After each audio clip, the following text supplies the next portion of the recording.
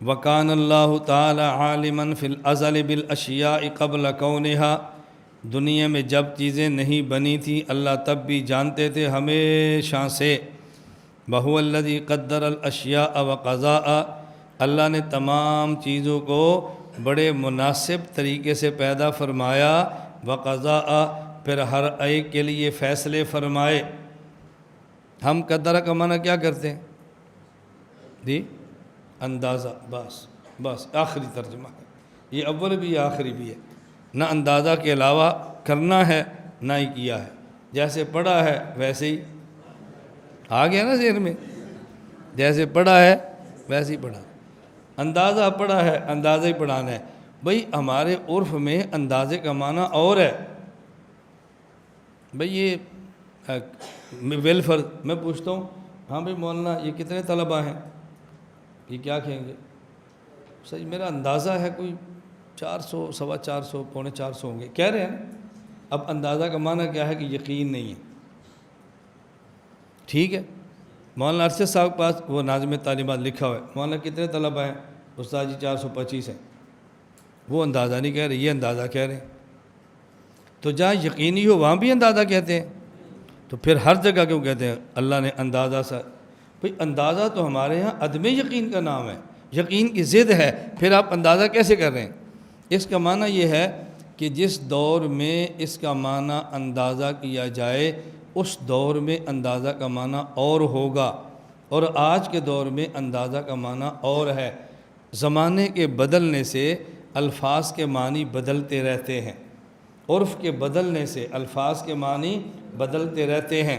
میں نے اس لیے آپ سے کہا اس کا ترجمہ کرو، وَهُوَ الَّذِي قَدَّرَ الْأَشْيَاءَ، اللہ وہ ہے جس نے مناسب انداز میں سب چیزوں کو پیدا فرمایا۔ کس طرح پیدا فرمایا؟ ایک ہے اندازے سے، اس کا معنی یقین سے نہیں، ایک ہے مناسب انداز میں۔ اب انداز یقین کے مقابلے میں نہیں آتا، اب انداز طریقے کے معنی میں آتا ہے۔ سمجھ آ رہی ہے؟ اور کبھی اندازہ کا معنی یقین نہیں ہے، اور کبھی اب اندازہ نہیں، اب کیا ہیں؟ انداز۔ یار تمہارے جو بیان کرنے کا انداز ہے نا، کیا کہنا، اب سمجھ آئے گی؟ اندازہ کریں گے تو معنی اور ہوگا، انداز کہیں گے تو معنی اور ہوگا۔ وَهُوَ الَّذِي قَدَّرَ الْأَشْيَاءَ، اللہ وہ ذات ہے کہ جنہوں نے مناسب انداز سے تمام چیزوں کو پیدا فرمایا۔ اب انداز کا معنی کیا ہوگا؟ طریقہ، مناسب طریقے سے پیدا فرمایا۔ سمجھ آ رہی ہے؟ وَقَضَاهَا، اور پھر تمام چیزوں کے لیے فیصلہ بھی فرمایا۔ یہ واو عاطفہ ہے، اور واو مطلق جمع کے لیے آتا ہے، یہ معنی نہیں کہ پہلے پیدا فرمایا پھر فیصلہ فرمایا، نہ، یہ پیدا فرمانا فیصلہ فرمانا اکٹھے ہوں تو بھی ٹھیک ہے، قضا پہلے ہو پھر بھی ٹھیک ہے، تقدیر بعد میں ہو پھر بھی ٹھیک ہے، کیوں؟ واو جمع کے لیے ہے۔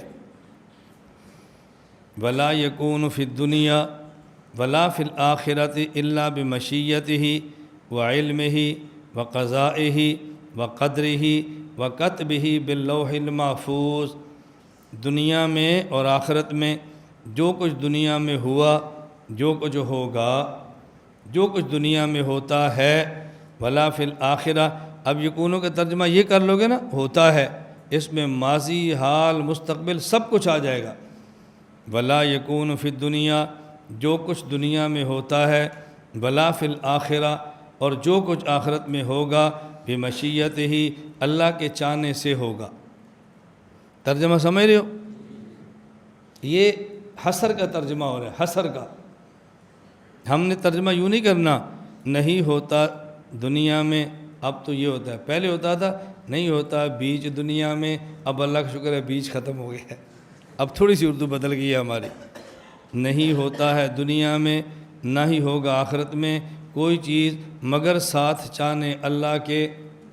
بھئی اس کو لوگ نہیں سمجھیں گے، آپ بڑے لوگ ہیں آپ سمجھ جائیں گے، لوگ نہیں سمجھیں گے۔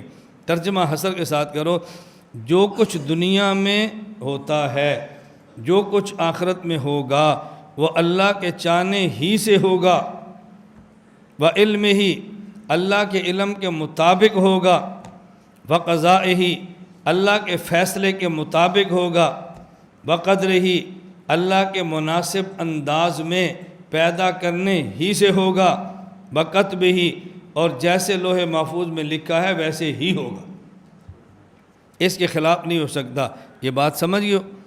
اب یہاں کئی لفظ آئے ہیں، مشیت، علم، قضاء، قدر۔ فرق سمجھنا، مشیت کا معنی اللہ تعالیٰ کا اپنی چاہت اور اپنے ارادے سے بندے کو اختیار دینا، یہ ہے مشیت۔ اللہ تعالیٰ کا اپنی چاہت اپنے ارادے سے بندے کو اختیار دینا، یہ ہے مشیت۔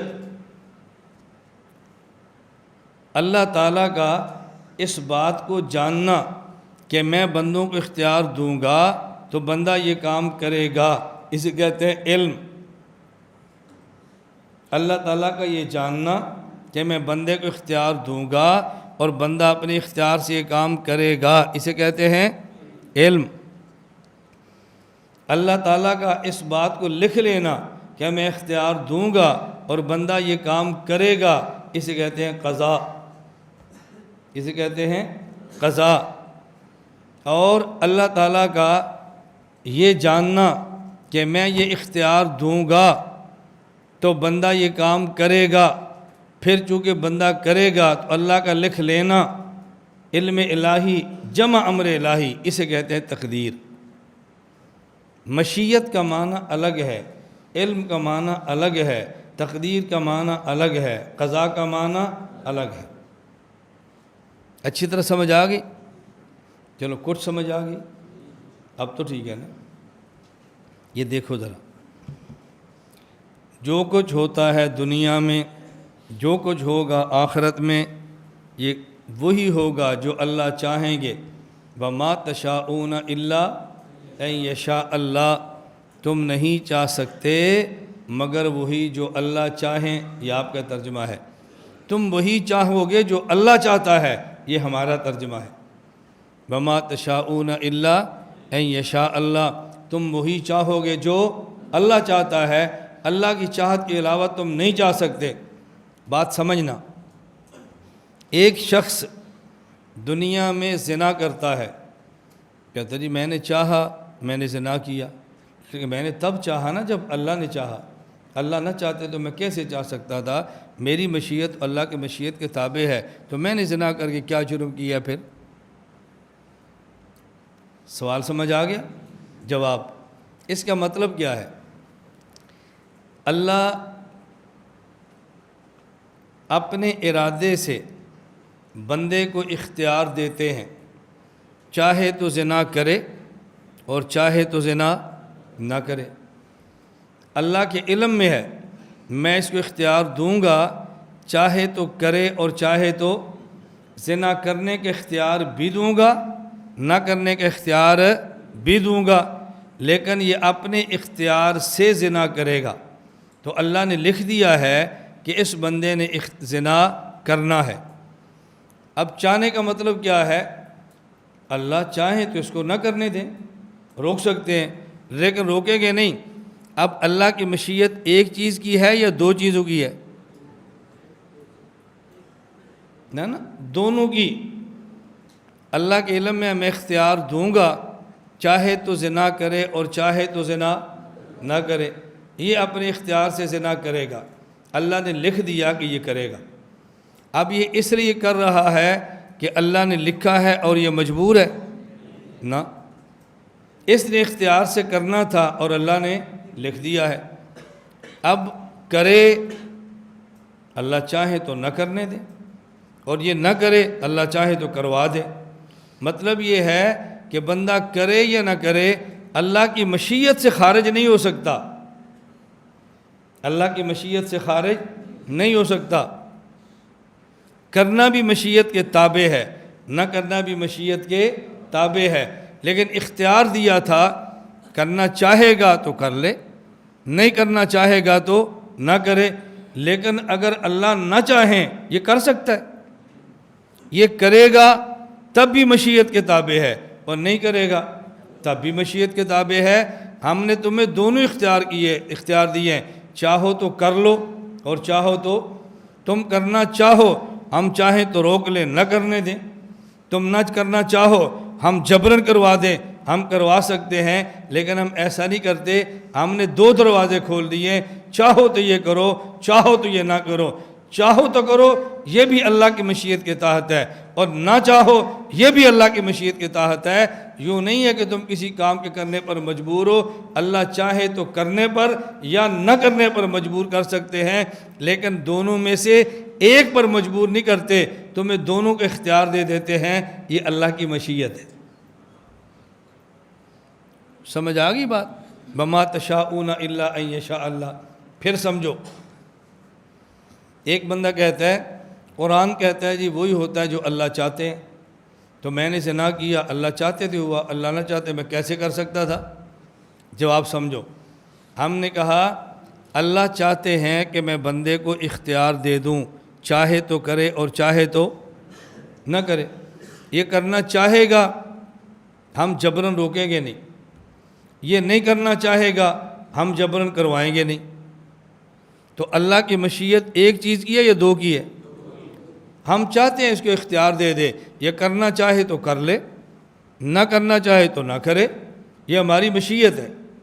اب اگر کرتا ہے یہ بھی اللہ کی مشیت، لیکن مشیت کا معنی یہ نہیں اللہ اس پہ خوش ہیں، اللہ اس پہ راضی ہیں، نہ، یہ معنی نہیں ہے۔ بھئی تم رہنا چاہو تو رہو، جانا چاہو تو چلے جاؤ، یہ چلے جاتے ہیں۔ تو یہ جو گئے ہیں کیوں گئے ہو؟ بھئی استاد جی نہ چاہتے تو میں کیسے جا سکتا تھا، استاد جی مجھے اختیار نہ دیتے میں کیسے جا سکتا تھا؟ مجھے انہیں اختیار دیا، دو آپشن دیے، چاہو تو رہو چاہو تو نہ رہو، میں نے اس آپشن کو لیا جو جانے والا تھا۔ اب یہ دونوں آپشن کس کے ہیں؟ میرے ہیں نا، میری مشیت ہے نا، میرا ارادہ ہے نا۔ بات سمجھ آ رہی؟ یہ کہتے ہیں جی میں جا رہا ہوں، تو میں اس سے جانے پر خوش ہوں؟ بولو نہیں، کچھ بھی خوش نہیں۔ میں اس کو جانے کو پسند کرتا ہوں؟ نہیں، لیکن جا رہے ہیں۔ بھئی کیوں جا رہے ہو؟ بھئی مجھے استاد جی نے آپشن دیے ہیں، تو کون ہوتا ہے؟ تو کون ہوتا ہے؟ اب یہ جو استاد جی نے آپشن دیے ہیں، چاہو تو جاؤ چاہو تو ٹھہرو، لیکن ہم خوش ٹھہرنے پر ہیں، خوش جانے پر نہیں ہیں۔ لیکن چونکہ ان کو بات سمجھ نہیں آئی اس لیے خوش جا رہے ہیں۔ میں تو پوچھ کر آیا ہوں، وہ زنا کر اور خوش ہے، میں نے مرضی تھوڑا کی ہے، اللہ نے چاہا تو کیا، وہ نہ چاہتے میں کیسے کر سکتا تھا؟ تو جس طرح ہمارے طالب کو بات سمجھ نہیں آتی، اسی طرح کبھی اس بندے کو بات نہیں سمجھ آتی، وہ تقدیر پہ اعتراض کر لیتا ہے، اور یہ لوگ استاد کے فیصلے کو نہیں سمجھتے تو منشا کو توڑ دیتے ہیں۔